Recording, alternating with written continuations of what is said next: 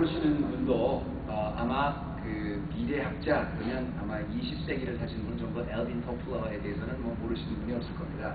그만큼 독서 싫어하시는 분도 엘빈 토플러의 그 미래의 물결에 대해서는 한 번은 다 읽어보셨을 만큼 유명한 미래학자죠. 근데 그 미래학 그러면 이제 엘빈 토플러 그냥 곧 공식이 될 만큼 그 유명한 사람인데도 불구하고요. 가만히 그걸 오늘날 와서 다시 그분이 주장한 걸 생각해 보면 뭐 제가 뭐 딴지를 거는 건 아닌데요. 그렇게 대단한 건 없는 그런 생각이 들어요. 왜 그러냐면 제가 뭐 콜롬비아의 그 계란처럼 뭐 남이 다 발견하고 난 걸 갖고 나서 대단하지 않는 그런 뜻이 아니라 그만큼 우리가 미래에 대해서 모른다는 얘기 때문이다. 엘빈 토플러가 할 때 그러지 않았습니까? 그 미래의 물결, 벌써 오래 지난 얘기지만 이제 제1 물결은 그 역사의 물결은 뭐니 해도 같이 돌아다니다가 아무렇게나 돌아다니다가 어느 정착한 한 곳에 이제 모여 살게 되고 거기서 이제 그 농사를 짓게 되면서 인류의 일물결이 농경문화에서부터 시작했다는 거죠. 그러다가 이제 그 산업혁명이 일어나고 또 기계를 만들기 시작하면 사람들이 굉장히 부에 대한 개념이 생기고 그다음에 지배자와 피지배자가 생기고 이런 어떤 그 산업적 기계를 만들면 사람이 좀 편하게 살려고 하는 그 공업 문화, 인더스트리얼 문화가 이제 인류의 그 제2 물결이었었다 이렇게 말하고요. 그리고 이제 이분이 21세기부터는 소위 이제 제3 물결이 되는데 그건 뭐냐면 이제 텔레커뮤니케이션, 그래서 정보 사회가 된다. 그래서 어떻게 보면 이제 어떤 그 기업을 통해서 우리가 진짜 진짜 삶과 이 사이버 월드의 그 삶이 지금같이 혼란한 이런 사회에서 사실 그 이제 모든 것이 다 정보의 그 힘을 하는 건데요. 그렇죠. 이제 그야말로 누가 뭐라고 해도 이제 현대는 그야말로 정보 사회가 됐죠. 옛날에는 뭐 애플이니 뭐 구글, 뭐 페이스북, 또 뭐죠? 그 아마존 뭐 이런 거가 옛날에 존재하지도 않았지 않았습니까? 그런데 지금은 페이스북 없는 세상, 아마존 없는 세상, 뭐 또 마이크로소프트 없는 세상, 애플 없는 세상은 뭐 생각도 못할 그렇게 사람들이 점점 되지요. 그런데 지금 가만히 생각해보니까 그걸 어떤 사람들은 다 그렇게 얘기를 해요. 저도 그렇게 생각했어요. 70, 80년대 어떻게 그렇게 정확하게 그 인류의 역사를 예견했을까? 제 등분으로 나눠서 예견했을까? 이렇게 놀라고 굉장히 참 뛰어난 사람이다 이렇게 생각을 했는데 지금 또 바꿔서 가만히 생각해보니까 뛰어날 건 없는 게요. 어차피 제1류의 그 역사의 제1물결과 2물결 원래 지나가는 역사니까 누구나 다 아는 거고 그냥 정리를 그냥 했을 뿐입니다. 농경사회에서 산업혁명이 된 거고 그 다음에 제3물결이 정보사회가 될 것이다. 근데 그나마도 이제 그의 책에 보면은 무슨 뭐 노사관계 같은 게 없어지고 이런 건 많지도 않았어요. 그래도 어쨌든 간에 인류의 그 큰 역사를 말이죠. 그렇게 소소하게 많은 일이 지나갔던 그 인류 역사를 세 등분으로 나눠서 하나 정도를 앞으로 제가 예측했는데 이 사람이 전무후무한 역사학자가 됐고 미래학자가 됐어요. 그렇다면 그것은 그분이 그만큼 위대하다는 뜻도 되지만 또 한편으로는 뭐예요? 우리가 그만큼 미래에 대해서는 모른다는 겁니다. 뭐 소소하게 몇 날 며칠 뭐가 일어날 것이다 이런 걸 맞춘 것도 아니고 그냥 대충 이렇게 역사가 흘러왔기 때문에 크게 잡아서 앞으로는 이렇게 될 것이다를 그냥 예측했는데 비슷하게 맞은 것이 전무후무한 역사학자가 됐습니다. 그 얘기는 우리가 얼마나 미래에 대해서 불안정하고 얼마나 미래에 대해서 똑똑한 것 같지만 무지하냐는 겁니다. 그 엘빈 토플러를 생각하다 이런 생각을 했어요. 그렇다면 정말 우리가 과거에 우리 인류가 존재하기 전부터 그 역사를 다 만드시고 그 역사에 개입하셔서 모든 사람의 한 사람 한 사람의 인생을 다 주관하시고 한치의 오차도 없이 다 지금까지 이끌어 오셨을 뿐 아니라 앞으로 미래에도 그렇게 자세하게 이끌어 가실 그 하나님, 그 섭리를 가지고 그 섭리를 한 번도 실패한 적이 없으니 그 하나님은 정말 얼마나 위대하십니까? 그걸 한번 생각해 보는 거죠. 우리가 그렇게 약하고 우리가 그렇게 미래를 모르는 그런 존재, 엘빈 토플러라는 걸 한 사람을 보고 놀라는 그런 존재라면 그러면 그 역사를 자세히 완벽하게 주관하고 계신 하나님은 얼마나 대단하신 분이냐는 말입니다. 우리가 지금 4주에 걸쳐서요, 지난 4주에 걸쳐서 그 탁월한 은혜에 대해서 계속 시리즈로 설교를 지금 하고 있습니다. 지난주 설교 제목 기억하시는 분 있으세요 혹시? 지금 계속 시리즈로 하는데요. 지난주에는 우리가 루스의 그 축복이라는 탁월한 은혜를 봤죠. 그 얘기 뭐냐면 하나님이 우리에게 주시는 은혜는 너무 탁월해서 세상이 알 수도 없고 세상이 알지도 못하고 알게 허락도 되지 않을 만큼 우리가 받은 은혜는 탁월한 거예요. 그런데 그 탁월한 은혜는 정말 루스와 같이 인생의 가장 밑바닥인 것조차에서도 하나님 느낄 수 있기 때문에 탁월한 은혜라고 했습니다. 그 전에는 우리 그 성서에서 깨달은 그 은혜였었죠. 정말 하나님이 불공평한 것 같고 하나님이 역사하지 않는 것 같은데도 하나님께서 우리에게 성소라는 것을 주셔서 하나님이 얼마나 위대한가를 깨닫게 했어요. 또 그 전에는 우리 삶의 평범한 가운데서도 하나님의 주신 탁월한 은혜가 얼마나 탁월한가에 대해서 우리가 평범한 삶 속에서 느낄 수 있다, 이렇게 우리가 해서 계속 탁월한 은혜 시리즈로 계속 설교를 하고 있었습니다.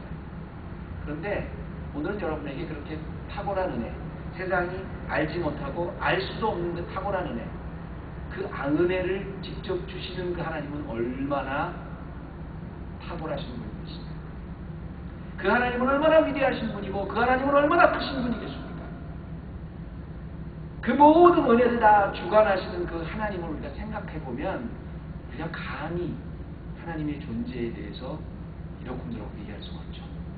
아까도 말씀드렸지만 엘빈 터플러 같은 그런 한 사람이 미래학을 통해서 지금 생각하면 별것도 아닌데 그만큼 위대하다고 탁월하다고 느끼는 모든 현세에 와서 과연 그 역사를 소소하게 주관하시는 하나님은 얼마나 탁월하신 분인지 오늘 말씀을 좀 통해서 보겠는데요.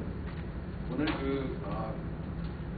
여러분이 같이 말씀을 나눌 그 이야기는요, 우리가 그 믿음에서 가장 이제 탁월하다고 생각하는 아브라함에 관한 이야기인데요.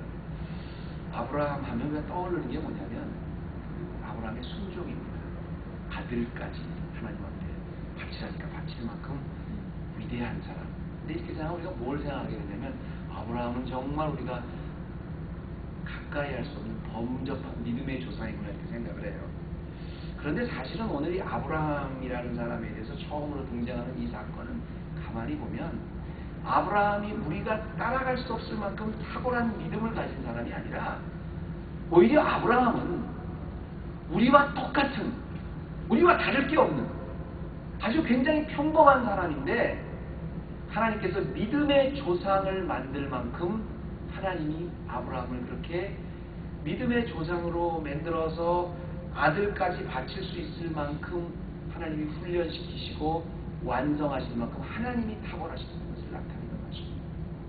오늘 하나님이 아브라함에게 도전을 주시는 말씀이 이렇게 창세기 12장 말씀입니다.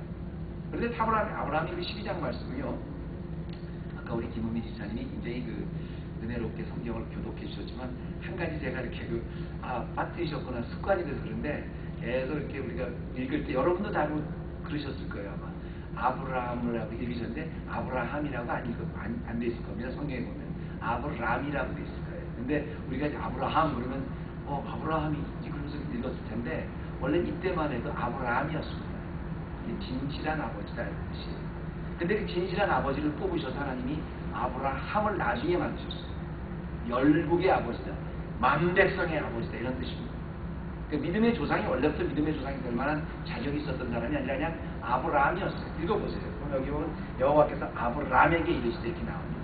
이게 하나님이 나중에 아브라함으로 만드셨어요.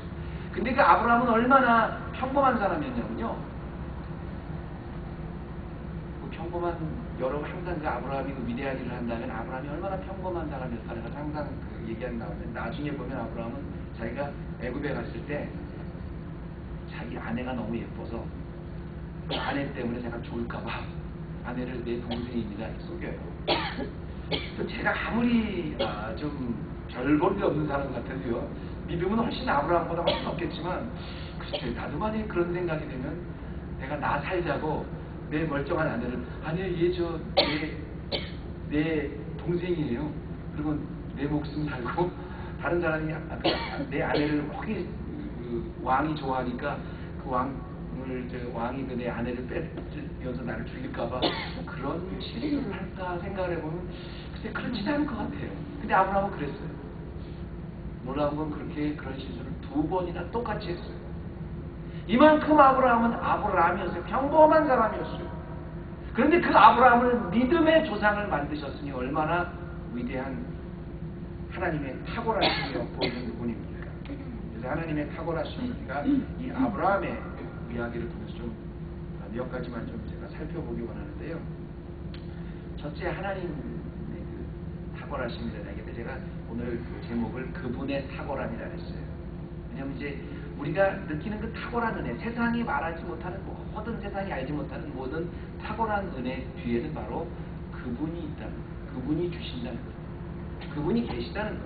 그래서 제가 오늘 그분의 탁월함이라 했는데 오늘 그분의 탁월함이 얼마나 탁월한지 말씀을 통해서 몇 가지 보시면요. 첫째는 그분은 그 계획하신 바를 누구와도 상의하지 아니하시고 반드시 이루십니다. 하나님이 계획하시는 분은 누구와도 하나님의 섭리는 의논하지 않으세요. 상의하지 않으세요. 그분이 계획하시고 그분이 섭리하신 것 반드시 이루세요. 여기 하나님의 탁월하신 우리가 느끼는 모든 탁월한 은혜 뒤에 존재하시는 그분의 탁월함이 여기 있는 겁니다. 12장 1절은 이런 말로 시작합니다. 여호와께서 아브라함에게 이르시되 너는 너의 본토 친척 아비집을 떠나 내가 네게 지시할 땅으로 가라. 이런 말로 시작을 해요. 이게 아브라함이 하나님께 받은 그 소명에 대한 첫 그 문장으로 이제 성경에 나오는 첫 문장으로 시작을 하는데요. 이걸 볼 때마다 우리가 어떻게들 많이 생각하시냐면 아브라함이 이때 나이 75세였더라 이렇게 얘기하는데요. 사실은 그렇지 않습니다. 아브라함이 이제 갈대아 우르 지방에 있을 때 하나님께서 75세에 나타나서 너는 내가 내게 지시할 땅으로 가라 그랬더니 아브라함은 그걸 순종해서 떠났더라. 75세에 자기가 살던 집 다 버리고 떠났더라. 위대한 믿음의 조상입니다. 이렇게 생각하는데요. 이 말씀을 가만히 들여다보면 그렇지 않다는 겁니다. 이 말씀을 전장부터 쭉 보면요. 내가 내게 지시할 땅으로 가라. 아브라함에게 나타나셔서 너는 내 본토 친척 아비집을 떠나 내가 지시할 땅으로 가라. 이 도전은 아브라함이라는 사람에게 75세에 주신 도전이 아니라 바로 여러분 11장 보세요. 보면 뭐라고 끝나냐면 31장에 뭐라고 나오냐면 데라는 그 아브라함의 아버지입니다. 그 아들 아브라함과 하란의 아들 그 손자 롯과 그 자부 아브라함의 아내 사례를 데리고 갈대아 우르를 떠나 그랬어요. 원래 살던 곳을 떠나서 가나안 땅으로 가고자 하더니 이르러 거기서 더 이상 거하지 못했다. 이런 말로 끝납니다. 그리고 12장이 시작합니다. 그러니까 갈대아 우르를 떠나서 지적 본토 아비집을 떠나서 갈대아 우르를 떠나서 하란 땅으로 가려고 했던 것은 아브라함의 그런 도전이 아니라 그 이미 아버지 데라 때부터 있었던 도전이었어요. 근데 아버지가 가지 못했습니다. 하란 땅까지 가지 못하고 결국은 갈대아 우르를 떠나서 가나안 땅으로 가기 전까지는 갔어요. 근데 가나안 땅으로 가지 못하고 그냥 하란에 이르러 거기 거하더라 이렇게 말합니다. 그리고 아브라함의 형은 이 하란에서 죽었어요. 이게 왜 지명이 이렇게 중요하냐면요. 그리고 이제 12장을 시작하면서 아버지에게 주신 건데요. 이게 왜 중요하냐면요. 여러분이 결론을 이렇게 묻고 시작하시면 돼요. 아브라함에게 주신 이 도전은 아브라함에게 주신 게 아니라 아버지 때 이미 받았어요. 그런데 아버지 때 이루어지지 못했어요. 그리고 아브라함 때도 이루지 못했어요. 근데 아브라함이 75세가 됐을 때 아버지가 아브라함이 순종을 하고 이제 가나안 땅으로 갔습니다. 그러니까 한 대에서도 이루어지지 못하고 아브라함이 75세가 됐을 때 받았다는 게 중요한 게 아니라 75세까지 돼서 기어이 하나님께서 하란 땅을 넘어서 가나안으로 가게 만드셨습니다. 왜 가지 못했을까요? 여기 역사적 배경 여러분이 아셔야 됩니다. 아브라함이 왜 하란까지 왔을 때 가나안 땅으로 가지 못했을까? 75살이나 됐을 때 갔을까? 그리고 그 아버지 때 받았을 때 왜 아버지는 가지 못했을까? 지금 아브라함이 살고 있는 이 갈대아 우르 지방은요, 이 친척 본토 지방은 요즘으로 말하면 여러분에게 쉽게 말씀드리면 지금 어디냐면 모든 인류의 문명이 시작한 메소포타미아 문명의 권에 있는 데입니다. 메소포타미아라는 곳은 이제 여러분이 잘 아시겠지만 원래 그 뜻은 이제 두 강이라는 티그리스 강과 유프라테스 강이라는 그 사이에 있다는 그런 뜻이거든요. 두 강 사이라는 뜻인데 여기서 모든 인류의 문명이 다 시작했습니다. 여기서 최초의 모든 인류의 문명이 시작했을 뿐 아니라 우리가 알고 있는 그 에덴 동산도 바로 여기 있었어요. 이 메소포타미아 문명 안에 있었어요. 그런데 여러분 한번 생각해 보세요. 여기서 있다가 하란 땅에서 가나안으로 가라는 것은 그냥 뭐 여기서 있다가 뭐 얼바인에 있다가 뭐 플로톤을 가라 이런 소리가 아니라 뭐 다른 주로 가라 이런 소리가 아니라 그 메소포타미아 문명의 경계가 바로 지금 아브라함이 살고 있는데 여기를 넘어가면 전혀 새로운 완전히 그 문명을 이루고 있었던 지역을 넘어가는 거예요. 그리고 그때 당시에 가나안 땅은 그런 문명이 있는지도 몰랐어요. 전혀 차이가 나는 곳입니다. 그럼 한번 생각해 보세요. 조상 대대로 살아왔던 곳. 그런데 그곳에서 그냥 고향에서 이 도시에서 저 도시로 옮기는 것도 어려운 일인데 이 나라에서 저 나라로 옮기는 것도 어려운 건데 그때 이제 족장 시대가 이제부터 시작하는 건데요. 완전히 문명권에서 다른 문명권으로 움직이는가 이건 보통 도전이 아닙니다. 그런데 아브라함이 75세에 돼서 하나님께서 갑자기 명령을 주시니까 넘겼다는 게 옮겼다는 게 이게 중요한 게 아니고요. 아버지 때에서부터 하나님께서 준비를 시키셔서 그리고 아브라함이 75세 때가 되니까 기어이 그 도전을 통해서 문명 자체도 넘어갈 수 있는 그릇으로 만드셨다는 게 중요한 겁니다. 하나님이 우리가 고백하는 믿음의 대상이지만 다른 어떤 신보다 탁월한 이유가 바로 여기에요. 하나님은 한번 계획하신 이 가나안 프로젝트를 한 대에 끝나시는 것이 아니라 수대에 걸쳐서 기어이 완성하시는 거예요. 그리고 그가 거부하면 그가 75살이 될 때까지 도전을 하셔서 넘어가게 하신단 말이에요. 우리가 모세를 보고 우리가 80세에 하나님의 도전을 받고 지도자가 됐다는 걸 굉장히 크게 생각하지만 사실은 모세가 대단한 게 아니라요. 모세를 하나님의 지도자로 순종할 수 있도록 80년을 훈련시키셔서 결국은 이스라엘을 이끄는 지도자로 만드셨다는 게 중요합니다. 하나님은 그 우리의 모든 삶 속에 성화의 과정을요. 나를 성화시키는 과정을 절대 한 대에서 포기하시는 분이 아닙니다. 하나님의 큰 섭리는 10년, 20년에 끝나는 게 아니에요. 하나님이 이끄시는 그 역사는 내 대에서 끝나는 게 아니에요. 내 아버지 때부터, 할아버지 때부터 역사하셔서 결국 내가 75, 80이 되는 데까지도 기어이 하나님의 역사에 동참하실 수 있게 만드시는 것이 바로 하나님의 탁월하심이고요. 그것이 바로 내 친척 본토 아비집을 떠나라 그랬을 때 순종한 아브라함의 모습입니다. 아브라함이 죽은 지 수백 수천 년이 지난 뒤에 오늘 보면 하나님께서 옮기셨던 메소포타미아 지하반에서 가나안 땅을 옮기셨던 그 역사, 지금의 가나안 땅은 그 팔레스타인 지방입니다. 하나님 기어이 거기서 씨를 메소포타미아 문명에서 끌어내셔서 하나님의 땅으로, 하나님 나라의 백성의 땅으로 만드신 것을 보면 참 놀라워요. 이게 역사예요. 여러분, 저는 여러분에게 이렇게 말씀을 좀 드리고 싶어요.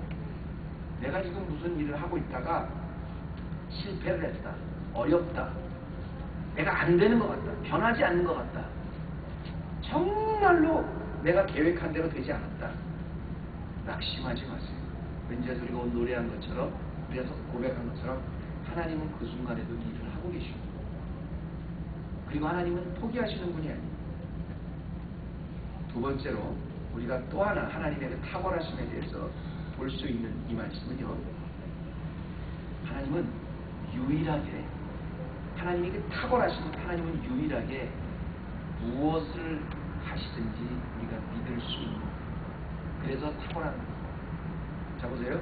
하나님이 어떤 섭리를 우리를 통해서 이루어 주시든, 어떤 방법으로 우리를 이끌어 가시든 이게 주권선미 신학인데요. 하나님은 어떤 경우에도 실패하지 않으실 분이지만 우리 측에서는 어떤 경우에도 하나님이 하시는 일을 믿을 수 있을 그런 대상이십니다. 그래서 하나님 탁월하십니다. 아무리 세상에 탁월한 그런 대상이 있고 아무리 우리가 믿는 대상이 있다 그래도요 그게 완벽하게 탁월하다 그럴 수가 없는 게 우리가 믿을 수도 있지만 믿음에 실망할 때도 있어요.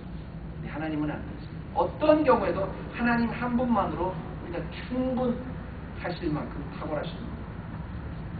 자, 12장을 통해서 보면 하나님께서 이제 내 친척 본토 아비집을 떠나 내가 지시할 땅으로 가라 이렇게 말씀을 했다 그랬죠. 그리고 그 말씀은 아브라함이 지금 이 순간 주신 게 아니라 벌써 오래전에 주는데 아브라함이 그걸 순종해서 다 버리고 떠날 만큼 그릇으로 75세가 됐을 때 만드셨다고 제가 말씀드리지 않았습니까? 자, 그런데요 하나님이 바로 이 순간에 대를 이어서 75세가 된 아브라함에게 주신 이 순간에도 내가 지시할 땅으로 가라, 가나안 땅으로 가라고 말씀하셨지만 정확히 어디로 가라는 말씀을 안 하셨습니다. 그냥 떠나가라는 거예요. 메소포타미아 문명을 떠나가라는 거예요. 그걸 수십 년 동안 주셨는데 오늘 주셨는데 그걸 순종하는 아브라함이 오늘 75세에 순종하는데 그 순간에도 어디로 가면 내가 어떻게 하겠다는 정확히 말씀 안 하셨어요. 그냥 떠나라는 거예요. 그리고 어떻게 떠나요? 떠날 수 있어요. 왜? 그걸 지시하신 분이 하나님이십니다. 하나님은 그렇게 탁월하십니다. 만약에 그걸 어떤 위대한 다른 어떤 현자가 그렇게 말했다면 실수가 있을 수 있어요. 그 지시할 가나안 땅이 여기보다 더 좋은 조건이라는 걸 말씀해 주시든가 어떤 확신을 주시든가 여기를 지금 떠나면 내가 지금 어떤 일이 있을 거라는 그런 어떤 구체적인 플랜을 좀 보여주세요. 아니요. 그런 말 하지 않으셨어요. 그냥 떠나라는 거예요. 떠나라는 말씀만 계속 하셨어요. 여러분 한번 생각해 보세요. 하나님이 내가 이제 살고 있는 내 친척 본토 아비집 갈대아우를 떠나서 내가 지시할 땅으로 가라 했을 때 아브라함이 가나안으로 갔는데요. 그 가나안이 좋은 땅인지 나쁜 땅인지를 말씀하지 않으셨어요. 심지어는 그 가나안 땅의 주인이 돼서 정착하고 살고 있는 것은 아브라함이 가서 이주했다고 정착하게 하나님께서 두지 않으셨습니다. 하나님이 꾸미시는 하나님 나라의 가나안 프로젝트는요 아브라함 때 이루어지지 않았어요. 그의 아들 때도 이루어지지 않았어요.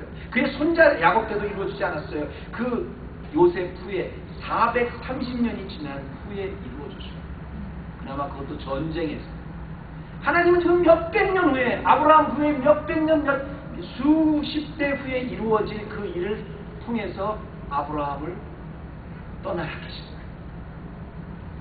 우리는 제일 무슨 문제냐면요. 내가 만약에 이거 다 포기하라고 하나님께서 포기하고 만약에 떠나라 이렇게 말씀하시면 그걸 왜 순종하지 못하냐면 그럼 뭐 먹고 살 건데?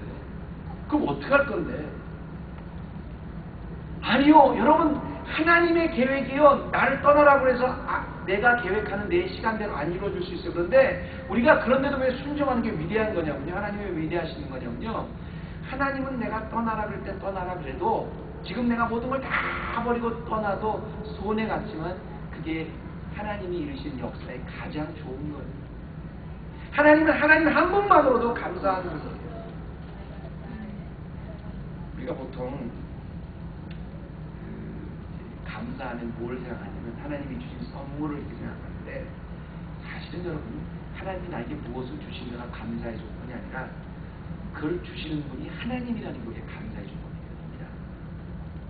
여기엔 실패가 없기 때문에 이게 믿음이에요. 왜냐하면 내가 보기엔 이게 정말 안타깝고 불편하고 나에게 너무 힘든 것 같지만 그게 하나님께서는 내가 보기엔 가장 좋은 거기 때문에 주시는 거예요. 하나님은 항상 나에게 원하는 것을 주시는 것이 아니라 내가 필요한 것을 주십니다. 제가 가끔 그 집안의 이야기를 하는 것은 용서하십시오. 제 처갓집에 왜 제가 집안 이야기를 하냐면 다른 사람 이야기를 하게 되면 시험 받을 수 있겠지만 우리 그 가정 얘기를 하게 되면 이제 별로 시험을 안 받기 때문에 제가 이렇게 하는데 처갓집에서 저희 그 나이가 많으신 어떤 그 어른이 계세요. 근데 그 어른이 한마디로 이제 권사님이신데 이런 얘기를 줬어요. 굉장히 화가 나셨어요. 왜냐면 그 조카한테 섭섭하셨어요. 근데 너무너무 화가 나셔서 뭐 사이가 뭐 나 이제 다시는 안 본다 막 이런 식으로 막 얘기가 생겼는데 너무 막 그러신다고 그래서 제가 왜 그러냐 이걸 봤더니 다른 게 아니더라고요. 그리고 이제 조카한테 뭐라고 어떻게 팽대 그거 하는 적이 오해가 생겼나 봐요. 근데 그 자세한 내용은 제가 말씀 안 드리겠지만 이분의 섭섭함이 겁니다. 네가 나한테 이럴 수가 있냐. 내가 너를 족하지만 정말 딸같이 내가 너한테 어떻게 했는데 네가 나한테 이럴 수가 없는 거야. 이럴 수가 없는 거야. 그것 때문에 이렇게 섭섭해 하신 거예요. 그래서 제가 잘 내용은 모르지만 그랬어요. 그분에게 뭐라고 말씀드리냐면 사실 제가 보고 제가 그 위트네스 한 거로는 물론 그런 잘못은 잘 했지만 그 전에 보면 굉장히 참 그 잘했어요. 그 어른한테 그 조카가 그 사람이 그렇잖아요. 10번 잘하다가도 10번 잘해주다가 그 10번은 다 기억 안 나고 한 번 잘못하면 그것만 아주 섭섭하잖아요. 그러니까 10번 잘해줄 때만 하나 기억이 안 나는데 한 번 잘못한 게 그렇게 마음에 상처가 된 거예요.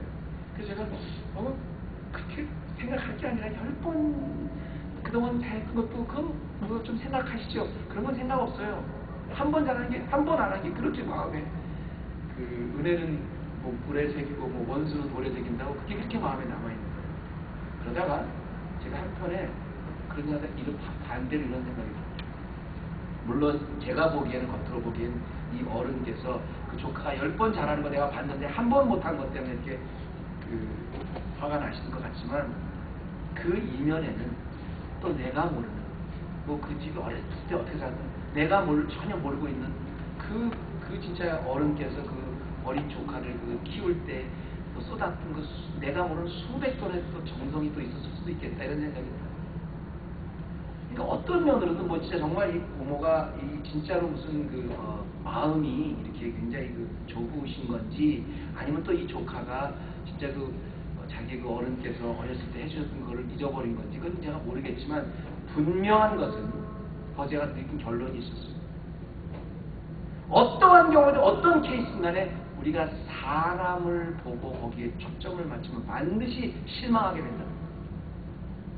여러분이 가주 헤브론 교회에서 제가 담임 목회를 하고 있지만 여러분이 제 설교를 듣고 제 또 생활하는 걸 보고 같이 따라오지만 그 시선이 정말 나 자신에게 서철원 목사 자신에게 묻히면 언젠가는 실망 반드시 온다는 걸 여러분에게 미리 공표해 드립니다. 이건 누구나 마찬가지예요. 그러나 나 같은 사람으로 뽑으셔서 하나님의 일을 맡기시는 내 안에 계신 그분에게 초점을 맞추면요. 그분이 뭐라고 지시를 하시든 그분이 어떤 걸 하시든지 언제나 해피입니다. 감사합니다. 우리 보고 갈대아우르에 나와서 평안하게 살라고 해도 그분이 그러셨으면 거기에 순종했으면 그거는 위대한 일이에요. 왜? 탁월하신 그분이 지시한 거예요. 아니 나를 떠나서 갑자기 친척 본토집을 다 떠나서 내가 지시할 땅으로 가라. 어디로 가라는 말도 못하고 그랬는데도 그분이 주신 것이라면 그건 순종할 만합니다. 그만큼 탁월하십니다. 마지막으로 하나만 더 하겠습니다. 아브라함을 통해서 우리가 또 하나 보는 그분의 탁월함은요. 그분은 항상 우리가 생각하는 복의 근원을 주십니다. 복이 아니라 복의 근원을 주시는 거예요. 제가 이런 말은 제가 했는지 모르지만 복이 아니라 복의 근원이다. 그래서 탁월하신 분. 세상에도 많은 복이 있어요. 그리고 또 다른 종교에서도 복이라는 것을 얘기하는데 그분은 우리에게 복을 주신 분이 아니라 복의 근원을 주신 분. 복에조차 시작을 주시는 분이다 이 말입니다. 우리가 읽은 2절과 3절에 보면 내게 지시할 땅으로 가라. 그러면 네가 거기서 잘 살 것이다 하지 않고 내가 너로 큰 민족을 이루고 내게 복을 주어 내 이름을 창대케 하리니 너는 복의 근원이 될지라 했습니다. 너를 축복하는 자에게 내가 복을 내리고 너를 저주하는 자에게 내가 저주하리라. 하나님이 주시는 복이요. 너를 축복하겠다는 게 아니라 너를 축복하면 내가 그 사람을 축복하고 너를 저주하면 그 사람을 내가 아주 복 자체가 되게 하겠다는 말입니다. 왜 여러분 복음성가에 그런 거 있죠? 나 주님의 기쁨 되기 원하네. 저는 그 말이요. 그게 원래 이제 영어 복음성가였는데 그걸 이렇게 번역을 했는데요. 저는 그 한국말 번역이 영어 원래 복음성보다 훨씬 나아요. 그러니까 이렇게 please him이라고 나옵니다. 근데 여기는 나 주님의 기쁨 되기 원하네. 이게 뭐냐면 내가 주님을 기쁘게 한다는 게 아니라 나 주님의 기쁨 자체가 되기 원한다는 거예요. 주님이 너를 기뻐하신다는 게 아니라 네가 주님의 기쁨이라는 거예요. 내가 주님이 너를 복을 주신다는 게 아니라 네가 복의 근원이 된다는 거예요. 네가 복 자체가 되게 한다는 거예요. 이런 걸 세상 어느 종교가 주겠어요. 세상의 어떤 곳에서 이런 탁월한 복을 받겠냐는 말씀입니다. 여기서 그 베레카 복이라는 말은요, 이제 제가 뭐 여러 번 얘기를 했습니다만, 이제 하나님의 복에 대해서는 제가 뭐 수없이 많이 이야기했죠. 그래서 더 이상 말씀하지 않겠는데, 우리가 복이라 그러면 일단 뭐 남보다 잘 되는 것, 커지는 것, 뭐 왕성한 것, 뭐 이렇게 얘기하는데, 정말 성경에서 말하는 복은 하나님이 내 인생에 개입하시고 나를 하시고 나를 통치해 주신 것, 그게 복이라고 했어요. 근데 이 복이 왜 세상 복과 틀리냐면요, 우리가 그 가치를 몰라서. 여러분 한번 생각해 보십시다. 지금 하나님께서 내 친척 본토 아비집을 떠나 내가 지시할 땅으로 가라. 그럼 내가 복의 근원이 되게 하겠다 이랬거든요. 근데 이때 아브라함이죠. 그때는. 이때 아브라함은 자식이 없었어요. 전혀 자식이 없었어요. 그나마 그래도 보면 그래도 친척 있지요, 기반 있지요. 근데 자식 하나 없는, 나에게 물려줄 사람 하나 없는 이런 지금 75세의 노인이 나고 본토 친척 아비집을 다 떠나서 가라면, 그나마 기반까지 다 버리고 떠나라 그러면, 그럼 그때 난 뭘 도대체 믿고 하나님 나 이러신 건가? 근데요, 만약에 아브라함이 순종 안 하고 있었다면 그나마 75세 동안 살았던 그 메소포타미아 문명에서 누리고 살았던 그거 잘 누리다가 뭐 한 얼마 정도 살다가 죽었을 거예요. 그런데 하나님이 아브라함을 택하셔서 내가 지시할 땅으로 가라, 내가 복의 근원이 되게 할, 거기 순종하고 갔을 때요, 아브라함을 통해서 이삭이 나옵니다. 그리고 이삭을 통해서 야곱이 나옵니다. 그리고 야곱을 통해서 12아들이 나옵니다. 그리고 12아들을 통해서 전 이스라엘 민족이 나오고, 나중에는 새 이스라엘 믿음의 조상이 됩니다. 복의 근원이 됐습니다. 에덴 동산 이후에 우리 인간은 하나님과 단절이 됐습니다. 그런데 하나님께서 아브라함이라는 사람을 통해서 하나님과 간접적으로 이렇게 같이 다시 교통할 수 있는 민족의 근원, 지금 말하면 하나님이 내 인생에 개입하신 것이 성경적인 복이라고 그랬는데요, 그 성경적인 복의 근원이 된 사람이 아브라함. 하나님이 이름 자체를 바꿔주셨어요. 아브라함이었었는데 아브라함으로 바꿔주셨어요. 여러분, 친척 친지 다 버리고 내가 살고 있는 땅에 떠나라 그러면 여러분 얼마나 순종할 수 있어요. 그나마 간접적으로 맺어놓은 모든 인척 관계까지 다 버리라고 그랬을 때, 만약에 끝내 버리지 못했으면 알량한 그 친척, 친지, 기반이 위로가 되면서 한평생 살았겠죠. 그러나 하나님께서 그것까지 다 버리고 떠날 수 있게 해주셨을 때, 오늘날 와서 보니까 그 하나님의 기준으로는요, 75세까지 자녀 하나 없던 아브라함의 후손이 얼마나 많이 생겨서 하나님의 민족을 이루었어요. 이게 하나님의 복의 수준입니다. 하나님은 복을 주시는 분이 아니라 복의 근원이 되게 하시는 분이에요. 내가 복이 되게 하십니다. 아멘입니까? 하나님이 주신 복의 수준을 감사하게 받았습니다. 정말 세상과 비교할 수 없는 탁월하신 그분의 수준으로 넘치게 복을 받는 축복의 근원이 되는 우리 헤브론 교회 되시기를 소원하십시다. 하나님 감사합니다. 오늘도 하나님의 말씀을 듣고 아브라함 친척 본토 아비집을 떠나 가나안 땅으로 그 여행을 시작할 때 그 모습을 보게 되었습니다. 하나님, 오늘 나그네와 같이 사는 삶을 때로는 하나님이 이곳에 머물라 할 때도 있고 떠나라 할 때도 있고 하나님이 이끌을 때가 있습니다. 그럴 때마다 주님, 내 머리 계산에서 더 옳은 것 따지는 것이 아니라 하나님 편에서 하나님이 원하시는 것이 무엇인가를 정말 고민할 줄 알아요. 성숙한 그리스도인에서 복이 아니라 복의 근원이 되는 하나님이 주시는 수준의 복을 받는 우리 헤브론 교회 되게 하여 주옵소서. 감사합니다. 예수님의 이름